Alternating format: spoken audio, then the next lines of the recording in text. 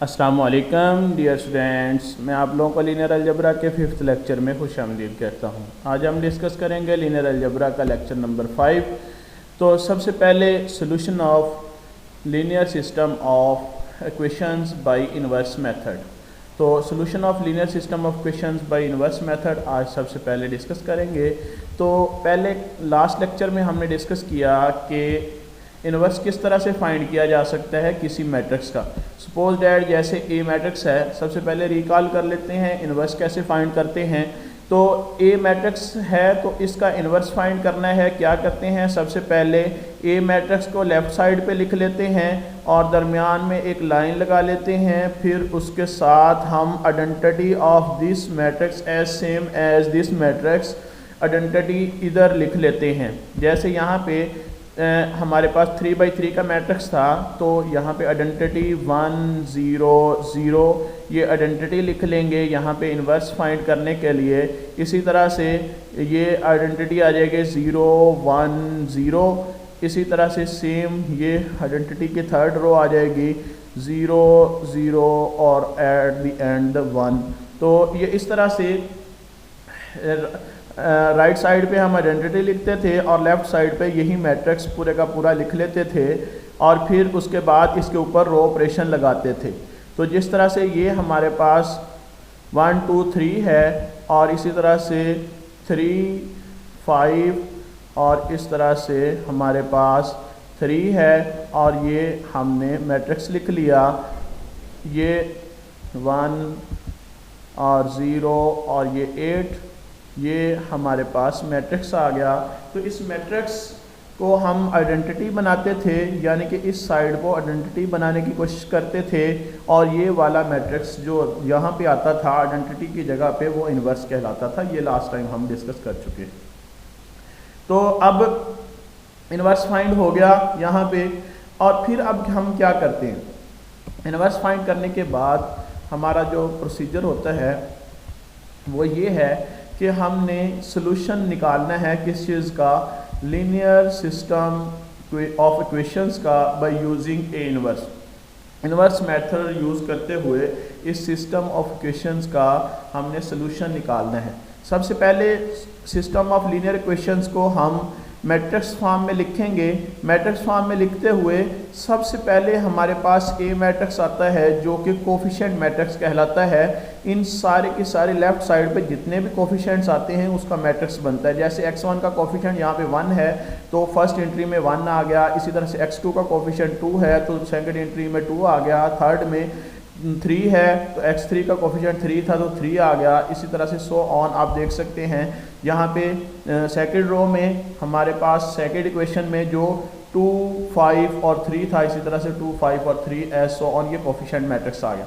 फिर उसके बाद दूसरा मैट्रिक्स जो x मैट्रिक्स जिसको वेरिएबल मैट्रिक्स भी कहते हैं, तो x इज इक्वल जिसमें जितने वेरिएबल्स है सारे के सारे कॉलम की शक्ल में लिख दिए जाते हैं x1 x2 x3। फिर उसके बाद राइट हैंड साइड मैट्रिक्स जिसमें हमारे पास वो क्वेश्चंस के जो राइट हैंड में जो चीज़ें हैं वो सारी की सारी 5 3 17 जिस तरह से ये है। तो इस तरह से ये मैट्रिक्स फॉर्म में हमारे पास सिस्टम ऑफ लीनियर इक्वेशन कुछ इस तरह से बन जाता है। ax is equal to b, इस तरह से हमारे पास एक system of linear equation in the matrix form इस तरह से बन जाता है। और ये a जो है वो कोफिशिएंट मैट्रिक्स होता है, x वेरिएबल मैट्रिक्स और b जो है right hand side matrix, matrix of the right hand sides. तो ये अब हमारे पास ax is equal to b ये एक इक्वेशन आ गई, यानी कि मैट्रिक्स फॉर्म में सिस्टम ऑफ लीनियर इक्वेशंस आ गया। तो अब हमने इसमें से x वैल्यूज़ यानी कि वेरिएबल्स की वैल्यूज़ निकालनी है। तो अगर x निकालना है तो x इज इक्वल टू यहाँ पे हम लिख सकते हैं, अगर a इन्वर्स को मल्टीप्लाई कर दें दोनों तरफ से तो लेफ़्ट साइड से दोनों तरफ मल्टीप्लाई कर दें तो ये बन जाएगा x इज इक्वल टू आ जाएगा a इन्वर्स और स्मॉल b जो कि इसके बराबर आ जाएगा। तो ये हमारे पास इस वेरिएबल्स की वैल्यूज़ आ जाएंगी। तो इस तरह से हम वेरिएबल्स की वैल्यूज़ निकाल सकते हैं।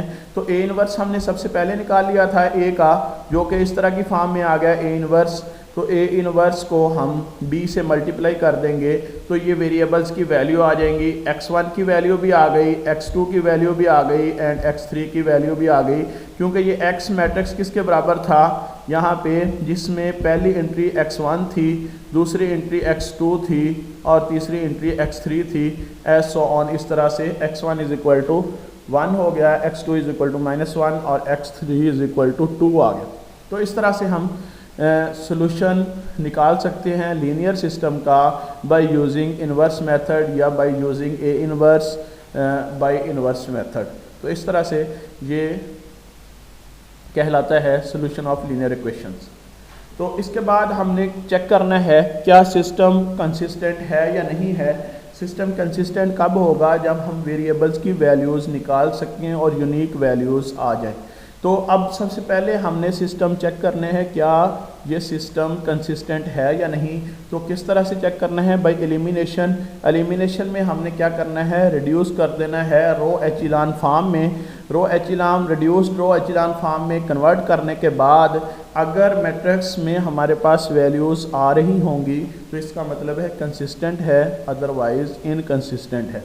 तो सबसे पहले इसका एगमेंटेड मैट्रिक्स लिखा, ये सिस्टम ऑफ लीनियर इक्वेशंस था, तो इस सिस्टम ऑफ लीनियर इक्वेशंस का एगमेंटेड मैट्रिक्स लिखा।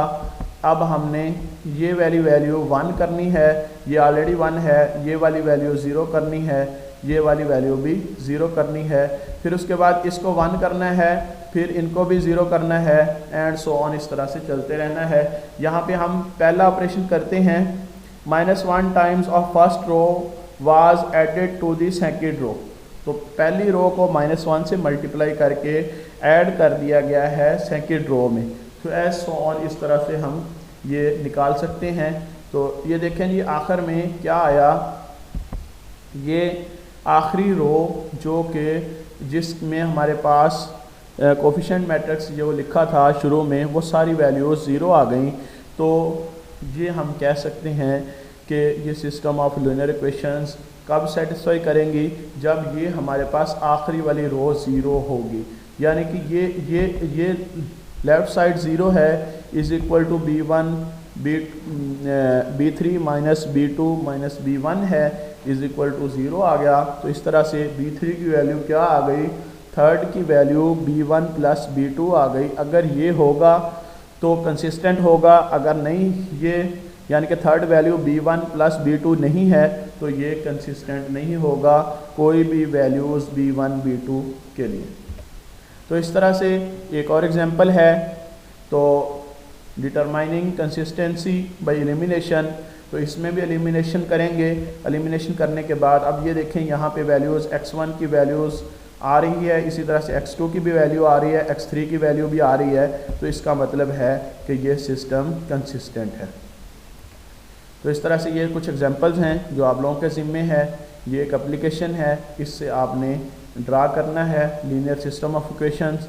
तो ये आप लोग ड्रा करेंगे, तो अगर नहीं होगा तो आप लोगों को बता दिया जाएगा। अभी दूसरा चैप्टर जो है उसमें डिटर्मिनेंट्स बाय कोफैक्टर मैट्रिक्स,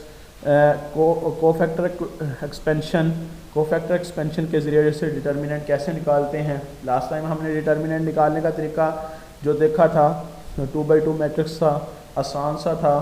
तो अब हम यहाँ पे माइनर और कोफैक्टर्स के ज़रिए से निकालते हैं। सबसे पहले माइनर होता क्या है, माइनर जिसको हम माइनर ऑफ AIJ मतलब यानी कि इस एंट्री का माइनर निकाल रहे हैं, ये हर एंट्री का निकालते हैं, तो इसको MIJ लिखते हैं। और ये कैसा मैट्रिक्स होता है, ये ऐसा मैट्रिक्स होता है defined by the determinant of sub matrix that remaining after ith and jth column, ith row and jth column are deleted from A। तो अब क्या है, जैसे हम यहाँ पे MIJ लिख रहे हैं तो इसका मतलब है जो कि डिटर्मिनेंट होगा किस चीज़ का, सब मैट्रिक्स का यानी छोटे मैट्रिक्स का। और कैसे बनेगा, ith row and jth column को डिलीट करने से। अब यहाँ पे जैसे यहाँ पे M11 लिख रहा हूँ तो यानी कि इस एंट्री के लिहाज से हम निकाल रहे हैं माइनर। तो इसका मतलब है जिस एंट्री के लिहाज से निकाल रहे हैं, तो यानी कि ये A11 के लिहाज से निकाल रहे हैं, माइनर ऑफ A11, तो इसका मतलब है M11 अब डिलीट कर देंगे फर्स्ट रो को भी, और क्या करेंगे, डिलीट करेंगे फर्स्ट कॉलम को भी। इन दोनों को डिलीट करने से माइनर ऑफ A11 आ जाएगा हमारे पास, और ये इसका डिटर्मिनेंट होगा, इस सब मैट्रिक्स का डिटर्मिनेंट जो होगा वो माइनर ऑफ दिस कहलाएगा। अब इसके बाद कोफैक्टर निकालने का तरीकाकार ये होता है कि अब -1 raise to power i plus j और इसको माइनर से मल्टीप्लाई कर दें, यानी कि इसको कैपिटल AI से लिखते हैं, AIJ से भी लिखते हैं बाज़-औक़ात, और यहाँ पे CIJ से भी लिखा हुआ है। तो ये AIJ किसके बराबर होता है, -1 रेज़ टू पावर होगा i प्लस जे, यानी कि जो एंट्री है, जो उसकी प्लेस है उसको, यानी कि कितने रो में प्लेस पे है वो और कितने नंबर वाले कॉलम पर है, वो दोनों ऐड करके रेज़ टू पावर में लिख देंगे। तो इस तरह से, और साथ इसके माइनर इसका मल्टीप्लाई कर देंगे, यानी कि माइनर कैसे आएगा, deleting ith row and jth column and then determinant of this matrix, इस सब मैट्रिक्स का डिटर्मिनेंट लेने से। तो इस तरह से यहाँ पे कोफैक्टर C11 निकाला हुआ है। C11 निकालने के लिए क्या किया, -1 रेज़ टू पावर 1 + 1 और माइनर, इसका माइनर मल्टीप्लाई कर दिया, यानी कि M11 साथ मल्टीप्लाई कर दिया। M11 यहाँ पे हमने निकाल लिया था जो के बराबर 16 के था। इस तरह से cofactor of this element is 16, C11 का कोफैक्टर 16 है। तो इस तरह से फिर उसके बाद अब डिटर्मिनेंट निकालने के लिए हम क्या करेंगे, किसी एक कॉलम के लिहाज से निकाल सकते हैं, किसी एक रो के लिहाज से निकाल सकते हैं। तो अब डिटर्मिनेंट ऑफ A क्या होगा, यानी कि अगर फर्स्ट कॉलम के लिहाज से निकाल रहे हैं तो क्या होगा, हम डिटर्मिनेंट ऑफ A इस तरह से लिख सकते हैं, फर्स्ट एंट्री को A1J C1J से कोफैक्टर से मल्टीप्लाई कर देंगे, इसी तरह से सेकंड को भी, और मल्टीप्लाई करने के बाद इन सब को ऐड कर देंगे, तो ये डिटर्मिनेंट ऑफ A कहलाएगा। यहाँ पे आप देख सकते हैं, अगर इसी का डिटर्मिनेंट निकालते तो हमने क्या करना था, इस फर्स्ट रो में सबके कोफैक्टर्स निकाल लेने थे, इस एंट्री को भी इसके कोफैक्टर से मल्टीप्लाई कर देना था, इस एंट्री को भी इसके कोफैक्टर से, इस एंट्री को भी इसके कोफैक्टर से मल्टीप्लाई कर देना था, और सबको ऐड कर देना था, तो डिटर्मिनेंट बन जाना था। तो क्या करना था, किसी भी कॉलम के लिहाज से भी निकाल सकते हैं, किसी भी रो के लिहाज से भी निकाल सकते हैं। यानी कि फर्स्ट, ये हमारे पास फर्स्ट रो A1J, यानी कि ये हमारे पास रो के लिहाज से निकाला गया है, cofactor along this J column, ये J कॉलम के लिहाज से निकाला गया है, और ये हमारे पास ith रो के लिहाज से निकाला गया है। तो रो के लिहाज से भी निकाल सकते हैं और कॉलम के लिहाज से भी निकाल सकते हैं। तो ये कैसे बनता है, if A is a n by n matrix, then the number obtaining by multiplying the entries in any row or column of A by the corresponding cofactor and adding the resulting product is called the determinant of A। तो इस सारे के सारे resulting product को add करने से determinant of A बनेगा। तो जैसे यहाँ पे हमने इस एंट्री का भी कोफैक्टर निकाल लिया, इस एंट्री का भी कोफैक्टर निकाल लिया, इस एंट्री का भी कोफैक्टर निकाल लिया, फिर इस एंट्री को और इसके कोफैक्टर को मल्टीप्लाई करते गए और इन प्रोडक्ट्स को ऐड कर दिया, तो ये डिटर्मिनेंट ऑफ दिस मैट्रिक्स कहलाएगा। यहाँ पे आप देख सकते हैं cofactor expansion along the first row. अब फर्स्ट रो के लिहाज से कोफैक्टर एक्सपेंशन की गई है, 3 1 0 थी फर्स्ट रो।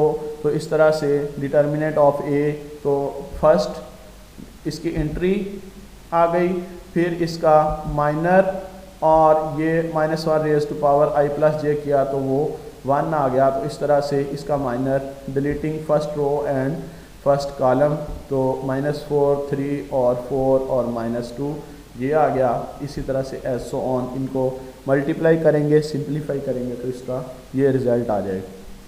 तो अब ये फर्स्ट रो के अलॉन्ग था, इसी तरह से ये फर्स्ट कॉलम के अलॉन्ग है, यानी कि इस एंट्री के लिहाज से कोफैक्टर निकाला, इस एंट्री के लिहाज से कोफैक्टर निकाला और इस एंट्री के लिहाज से कोफैक्टर निकाला और इनको एंट्री को और इसके कोफैक्टर को मल्टीप्लाई करते गए और फिर ऐड करते गए, तो ये हमारे पास आ जाएगा डिटर्मिनेंट ऑफ दिस मैट्रिक्स।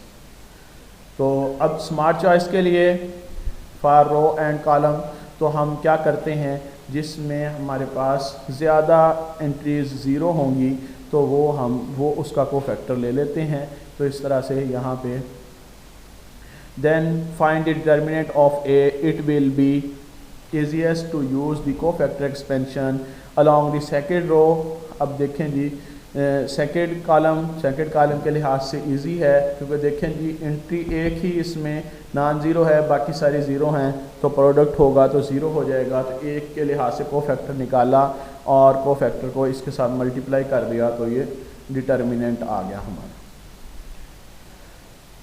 तो अब इसी तरह से determinant of lower triangular matrix, ये इसका लोअर ट्रायंगुलर मैट्रिक्स का डिटर्मिनेंट निकालने के लिए ये सिर्फ फर्स्ट एंट्री के अलॉन्ग हम निकालते जाएंगे।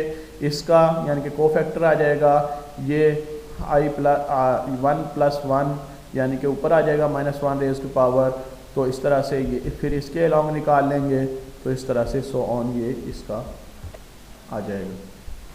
A technique for evaluating 2x2 and 3x3 matrix, तो 2x2 के लिहाज से और 3x3 के लिहाज से डिटर्मिनेंट निकालने की टेक्निक कुछ इस तरह से होती है।